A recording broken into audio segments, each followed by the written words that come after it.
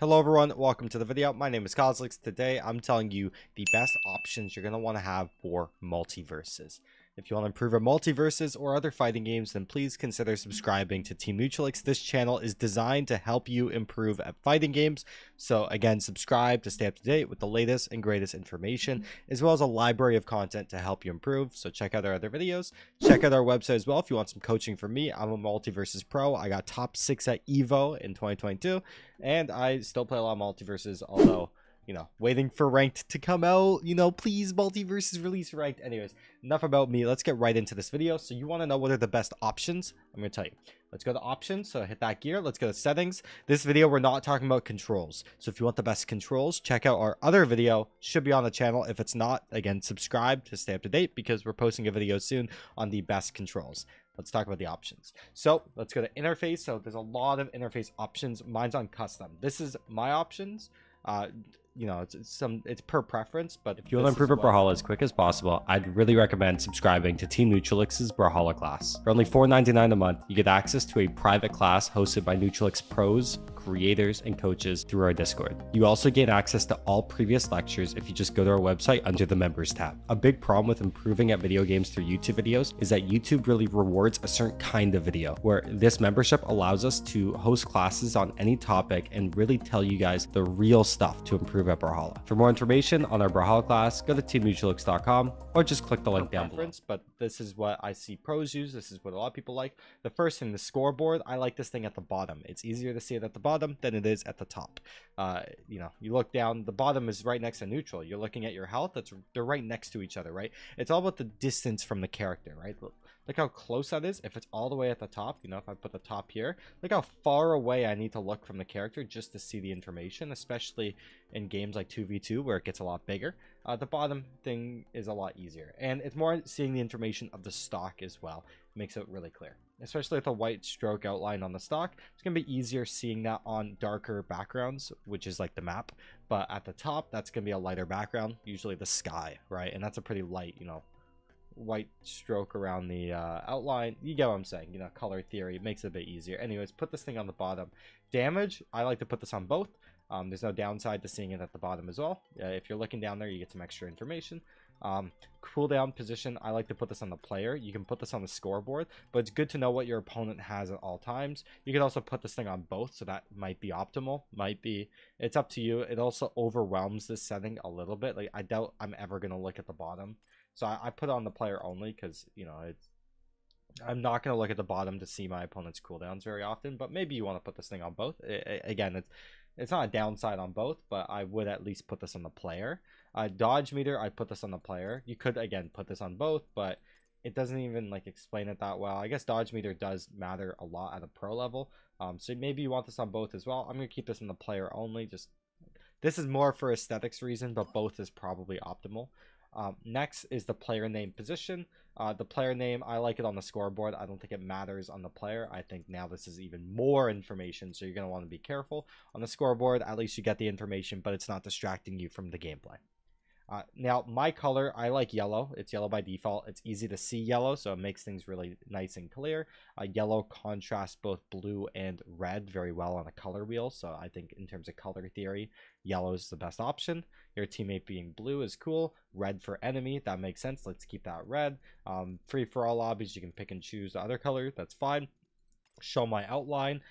You see it says not recommended to turn this off. You're going to want to keep this thing on.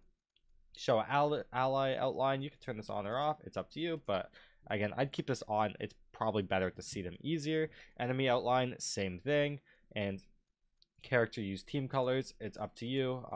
I would just keep this thing on, but primarily, yeah, keep it on average, unless you really care about the aesthetics, especially if I don't know exactly character use team color compared to the others. I guess it's the over. Oh, it's on top of the character. Yeah, never mind. I would keep this on for competitive, but for casual, if you care a bit more about the aesthetics and the stroke is enough, you could turn this off. It's up to you. That's not a big deal. Now let's talk about the other stuff. So let's go to audio, and I don't believe there's anything too crazy you need to know in audio. You can kind of do this all yourself. Subtitles if you really want. This is for funny voice lines. Let's keep that on. Funny voice lines matter. There's also a streamer mode, so if you prefer, you don't want to be spam invited because you're streaming, then that's pretty good. Mute on focus loss. I think it's like when you lose, there's no audio or some. I don't really know exactly. It's up to you. It's more of an audio thing, so it's not going to impact you in terms of competitive stuff very much. Now the real stuff is graphics. So first thing, windowed full screen works better for me. This way it's also easier to switch between Discord and other stuff. Resolution scale, you're going to want this on best quality. You could put this on best speed, but this turns into a mobile game when you do, so I keep it on best quality. The difference between resolution scale quality and everything else is this is basically how the game is rendered in terms of pixels, where everything else are like shadows and other stuff. And that's why you see the very low. We'll talk about this in a second. But yeah, I'd put this on best quality or 90% or whatever. I just wouldn't go any less than that. Like just for reference, if I go to best speed and then I apply these settings, look at Joker. That's bad. You know, look how bad that looks. So if you have a really poor graphics card and CPU and you need that extra performance, then be my guest, put that on best speed. Mine is fine. Even 90% is kind of fine, but you can still tell it's a little fuzzy. I would not touch this setting very much if I was you, unless you have to get that extra performance. Keep that on best quality. Now, VSync. I turn VSync off. VSync locks your FPS, okay? So if you want infinite, you know, as smooth as possible, turn that off. But if you have a less stable, you know, less powerful PC, maybe you want that on. It caps the FPS, so it's a bit more consistent frame drops. You know, if you have those like minimum, like those 1% minimum frames of like maybe it drops down and it spikes at 10 FPS and you want it to be a bit more stable, VSync really helps with that. 1 frame thread lag, I don't know 100%. I've tried to do as much research as possible, and from my research, they say to keep this off. But if you need more frame rate, turn this on. Turn this on will help with your FPS, but it could increase input lag. From my research, you should do your own research. By default, it's off, so I would leave this off. Now let's talk about the other stuff. Quality preset. I put this on very low. This just helps the game render at more FPS, and it still looks phenomenal. I've got no issues with how MultiVersus looks when I put this on very low, so I'd keep it on very low. Anti-aliasing, mine's on FX88. I would try a couple, see what's best for you. I'd leave that. This is good for me. Anti-aliasing quality, turn it very low. Material quality, I turn this low. Again, I can't even tell the difference. It just helps, you know, render and whatnot. Texture quality, very low. Visual effects very low. You know, things are clear for me. I've turned everything very low. Dynamic resolution is up to you, but it makes it so it just runs a bit smoother. If there's issues pushing out the frames, maybe you'll render the next frame at a lower FPS, so it helps with performance but doesn't impact input lag. So I keep this on personally. Constrain the mouse, up to you. I like the, you know, it's kind of like that doesn't matter. It's not going to impact your gameplay. But with all of that off, I can actually show you a difference. Here, I'm going to turn all those graphics on. So I'm going to put the preset on very high so you can kind of see the difference. We're going to go into a little match. Whoops. Let's go to the training just to show the difference. So this is everything very high. You can see how it looks. There's little reflections on the character. You know, it looks very good. Don't get me wrong. You know, MultiVersus is quite a beautiful game. Die, Shaggy. Oh. But let's leave the game, turn it off, and see the difference. Check this out. So you go graphics.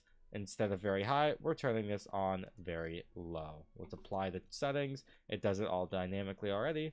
I'd keep dynamic resolution on. Let's change it. Let's go to training again, right? And look at this.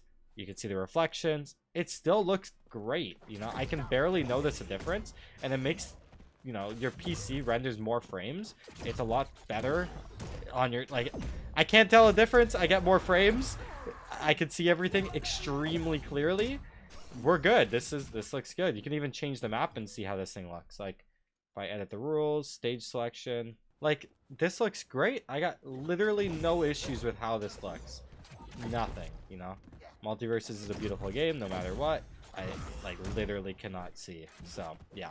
If you enjoyed this video, like, subscribe, comment. If you want to improve at MultiVersus more, please consider checking out my coaching on my website at teamneutralix.com. Again, this channel is a library of content, so again, subscribe, and I'll see you guys all later. Take care.